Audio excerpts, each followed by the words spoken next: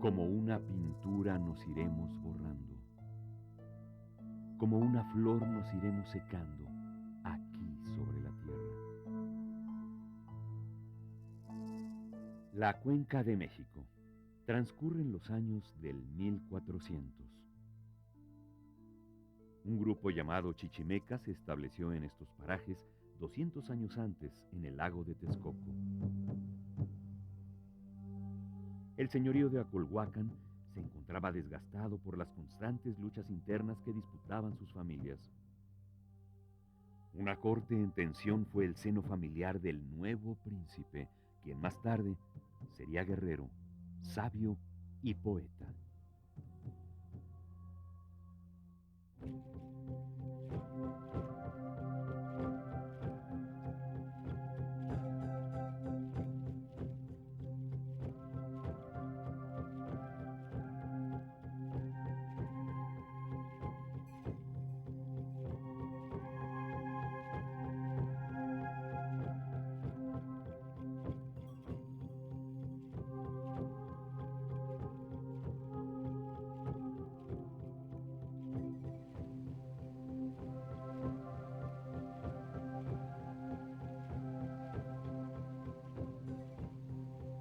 Coyote Ayunado es el significado en náhuatl del nombre de este niño, nacido el 28 de abril de 1402, Nezahualcóyotl. Hijo de Iztlizóchitl I y de Matlaltzihuatzin, de linaje procedente de los señoríos de los chichimecas, acolhuas y de Tenochtitlan. Estirpes gobernantes y guerreras, pero siempre en disputa por el poder. Nezahualcóyotl desde muy joven vivió situaciones que marcarían sus pasos. A los 16 años se exilió con su padre de su natal Texcoco porque el señor de Azcapotzalco, Tezosomoc, usurpó su tierra.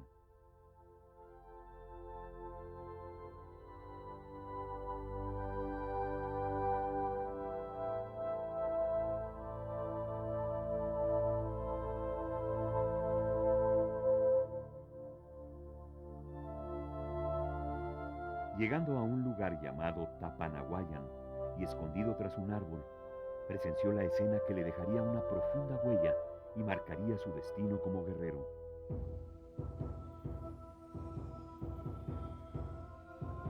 Vio morir a su padre en manos del usurpador.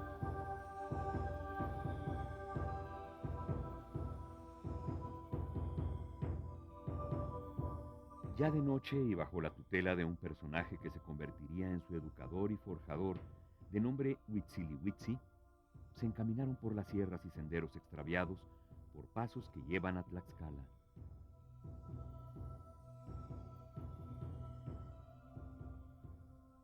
Tezosomoc, no conforme con haber matado al padre, ofreció una recompensa a quien encontrara al príncipe vivo o muerto, lo que provocó que Nezahualcóyotl viviera ocultándose bajo diversos disfraces y por varios pueblos, lo que además le sirvió para mantenerse informado de los planes de su enemigo. Así anduvieron él y su maestro unas veces de leñadores, otras de extranjeros y unas más de campesinos.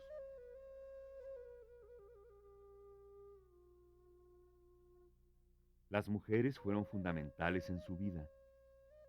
En 1420, sus tías, esposas de los señores de México y Tlatelolco, solicitaron a Tezosomoc el perdón del príncipe, aduciendo su inocencia. Y así fue como se le permitió vivir en Tenochtitlan. 2 años después, se le asignó el palacio de Silan en Texcoco y se le autorizó a que viajara entre ambas ciudades. Esta suerte no duraría demasiado. Muerto Tezosomoc hacia 1425, le sucede su hijo Maxtla.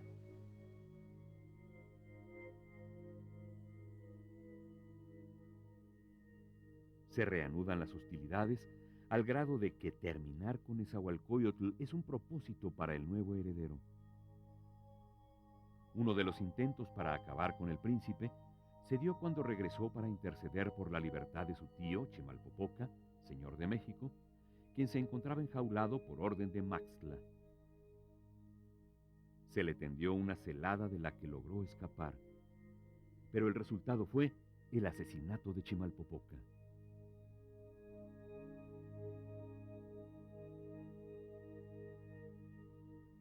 Otro intento por asesinarle lo llevó a cabo su propio hermano, Tlilmantzin, quien, manipulado por Maxtla, le invitó a una fiesta. Nezahualcóyotl fue advertido de las intenciones fatales y se hizo sustituir por un campesino que se le parecía, quien perdió la cabeza a manos de un capitán que dio la noticia de la muerte y envió el despojo como prenda de trofeo a Maxtla. El enviado no esperaba encontrarse con Nezahualcóyotl vivo, quien le dijo: «Di a Maxtla que estoy enterado de sus traiciones y que pronto le haré conocer el poder de mi brazo». El príncipe madura su espíritu guerrero, y es entonces cuando el tiempo es crucial para su enemigo. Maxtla, por su parte, envía una tropa a Texcoco para prenderlo.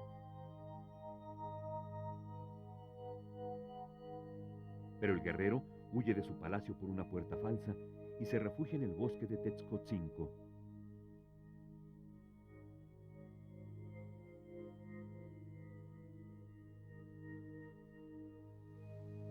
Mientras se libraba esta guerra particular, por otra parte, los señores de México y Tlatelolco declararon la guerra a Azcapotzalco.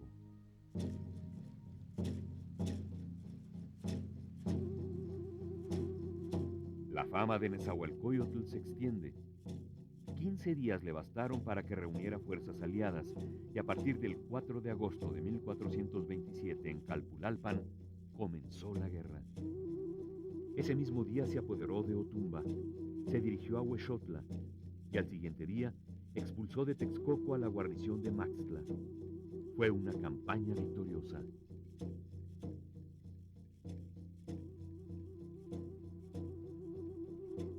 Maxtla fue muerto por manos de Nezahualcóyotl el 6 de junio de 1428 y la ciudad de Azcapotzalco fue convertida en mercado de esclavos.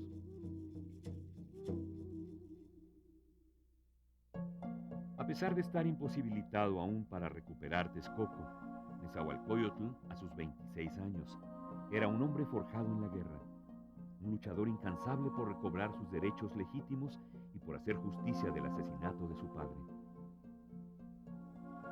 El guerrero dejó fluir otra parte de su esencia. Se trasladó a vivir al bosque de Chapultepec, al que sembró de ahuehuetes, pobló de animales de caza, construyó pozas y se dedicó al estudio y la meditación. Es indudable que uno de los aspectos para los arqueólogos más cercanos, más importantes con Nezahualcóyotl es esta faceta como constructor, como diseñador, como visionario de un mundo donde la creación de los dioses tiene que tener una réplica con la actuación, sobre todo de los dirigentes, que tienen esa misión de materializar a la imagen del universo con pirámides, con receptáculos para el agua, con relieves, con esculturas, etc.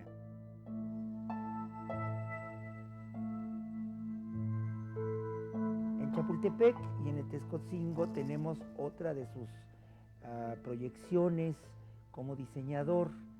Para Nezahualcóyotl entendemos, y también para la corona azteca, era muy importante vincularse con el mundo de la naturaleza vista como la creación de los dioses y los hombres precisamente con el deber de mantenerlos, limpiarlos, engrandecerlos. En ambos casos, tanto en el Texcotzingo como en Chapultepec, se trata de la montaña sagrada, del Altépetl, del Cerro de los Mantenimientos, del Cerro del Agua.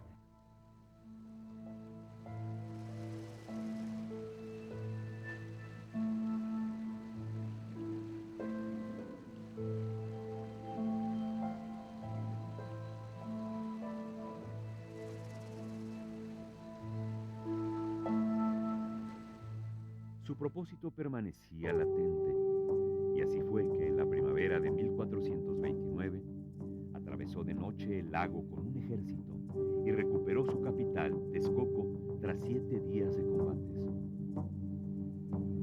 Esta victoria se realizó bajo la acción conjunta de Tenochtitlan, Texcoco y Tacuba, conocida con el nombre de Triple Alianza y pactada a mediados de 1431 entre Nezahualcóyotl, Itzcoatl y Totoquillautzin, señor de Tacuba.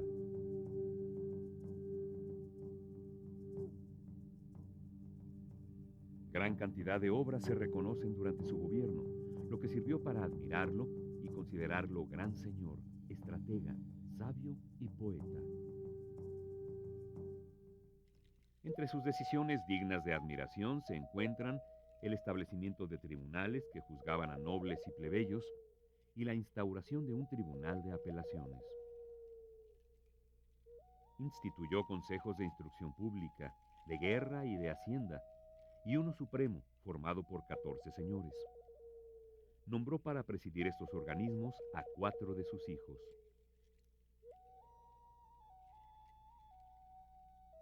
Expidió leyes para garantizar la lealtad al Estado y las buenas costumbres.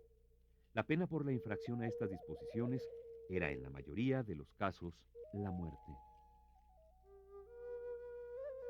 Se dice que su política fue superior a la de los señores mexicas, porque sin perder nada de su poder central, permitió que formasen parte de su gobierno elementos locales.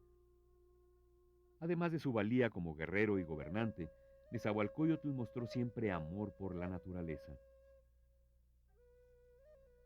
Protegió los árboles del bosque de Texcotzinco, en donde construyó su gran retiro imperial. Estamos en la zona arqueológica de Texcotzinco, el pequeño Texcoco, el Texcoco sagrado o quizá el lugar de la piedra tallada. Este lugar se construyó en el posclásico tardío bajo el gobierno del señor Acolhua más importante, Nezahualcóyotl. Y los nombres de las unidades que podemos visitar corresponden muchas veces a los nombres que los pobladores les han dado. De las cosas que hemos excavado se encuentran precisamente el reservorio, que es la unidad por donde llegaba el agua y allí había personas que estaban vigilando esta unidad todo el tiempo. De ahí salía el agua, atravesaba la fuente A y después llegaba a un espejo de agua que estaba al frente del trono.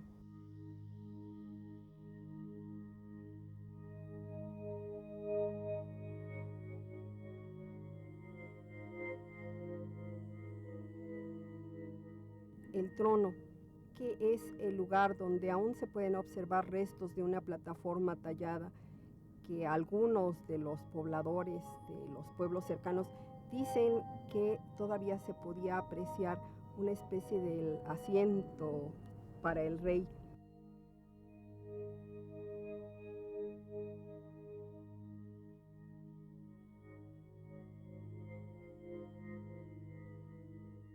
Más al poniente encontramos el llamado Baño de la Reina. Este es un gran depósito en donde aún se pueden apreciar el resto de una rana. El simbolismo que al parecer tenía este lugar era que esta poza simbolizaba el lago de Texcoco y las 3 ranas eran las cabezas de los grupos dominantes, que serían los mexicas, los acolhuas y los tepanecas.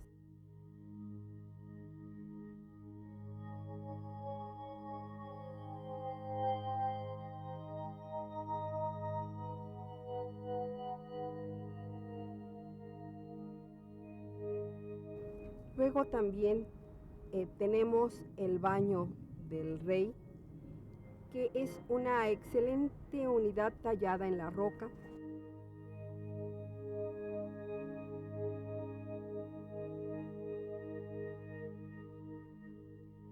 Y que inclusive fue pintada por don José María Velasco a finales del siglo XIX. Hacia el norte encontramos la unidad llamada como el Baño de las Concubinas. Este nombre se deriva de que no encontramos restos de canal como en las demás unidades, como las concubinas eran de un menor linaje, tenían que cargar ellas su propia agua. En la parte superior también excavamos el llamado Templo Oriente o Patio de las Danzas, que es una gran plataforma de más de 1000 metros cuadrados con diferentes niveles y en donde seguramente se llevaban a cabo ceremonias en donde acudían probablemente la alta nobleza texcocana. Considero que la vida en estos palacios o tecpans no debe haber pedido nada a la vida palaciega en otros lugares europeos, por ejemplo, porque los colonistas nos refieren que estos lugares tenían un gran número de personas dedicadas al servicio.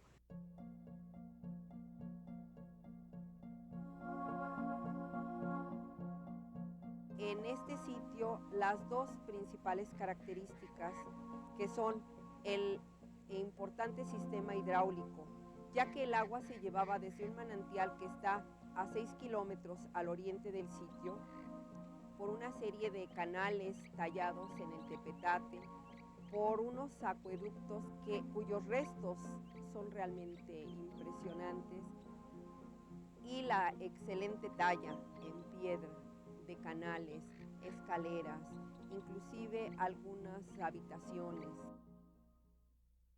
Con flores escribes, dador de la vida, con cantos das color, con cantos sombreas a los que han de vivir en la tierra. El amor y la guerra están unidos. Para Nezahualcóyotl, guerrero y amante, resultó más contundente aún. Hacia 1443 se enamoró perdidamente de la prometida del señor de Tepexpan. Para poseerla, lo mandó a una guerra florida en donde fue muerto. Se casó con la mujer haciéndola soberana. Procreó 2 hijos con ella. A uno lo mandó matar por haber violado las leyes. Y en 1464-1465 nació Netzahualpili, quien sería finalmente el sucesor.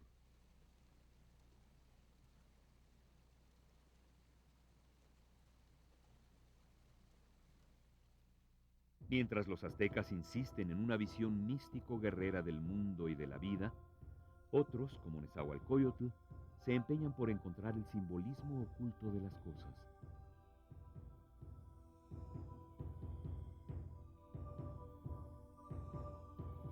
Su obra poética da nueva vida al mensaje del dios Quetzalcóatl, de un dios supremo, al que solo podía llegarse por el camino de la poesía, el simbolismo y, en una palabra, del arte.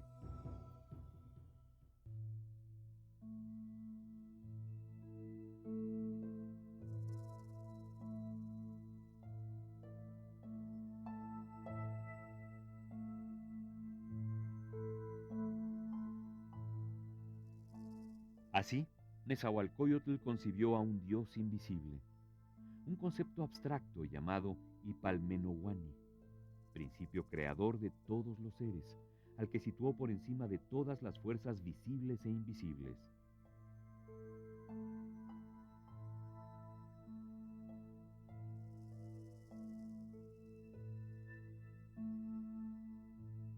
Punto de partida en el pensamiento de Nezahualcóyotl parece haber sido su profunda experiencia del cambio y del tiempo, una apreciación del mundo y su universo, tal vez inculcada por su preceptor durante aquellas noches que pasaban contemplando las estrellas o ante el fuego, comentando las acciones de los hombres.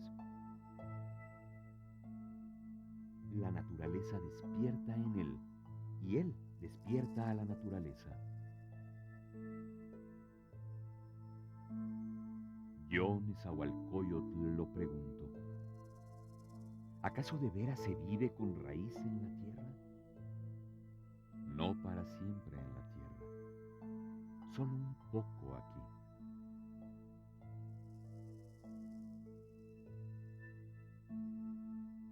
En su madurez como hombre, soberano de naciones y juez implacable y magnánimo, comprendió la fragilidad de la vida. En su pensamiento siempre mostró una reflexión filosófica sobre la vida y la existencia. ¿A dónde iremos donde la muerte no existe? Mas, ¿por esto viviré llorando? Que tu corazón se enderece. Aquí nadie vivirá para siempre. Aún los príncipes a morir vinieron. Hombre, poeta, y como tal, 1000 imaginaciones asaltaron su pensamiento, que también dudó de la realidad y de la existencia en este mundo, al grado de pensar que la vida era más bien un sueño.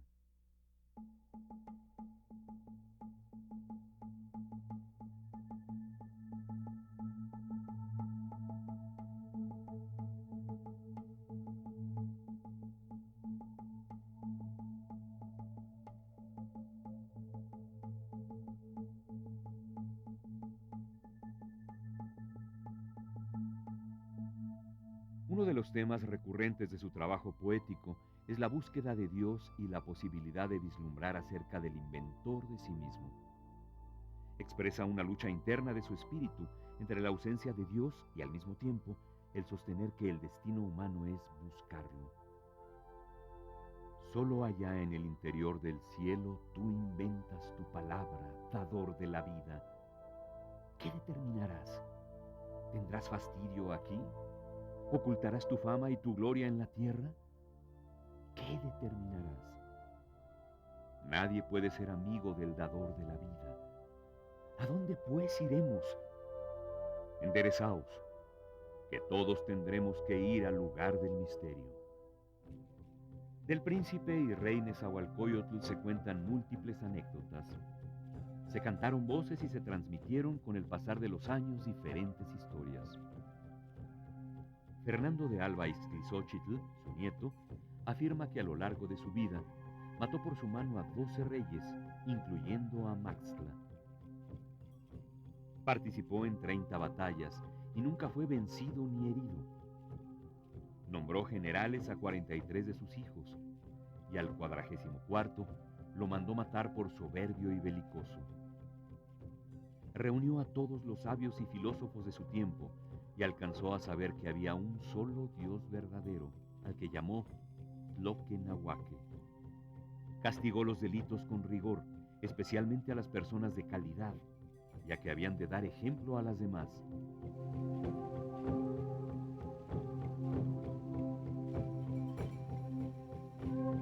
Nezahualcóyotl murió a los 70 años de edad y 43 de su reinado. El encuentro con el noble príncipe Nezahualcóyotl nos acerca a la reconstrucción de un maravilloso e imaginario pasado de grandeza, sobre todo espiritual. Es escuchar el viento, mirar las plumas, es invocarle entre las flores y encontrar su rostro, un rostro de fuerza y de poesía, sensibilidad que el tiempo no puede mudar.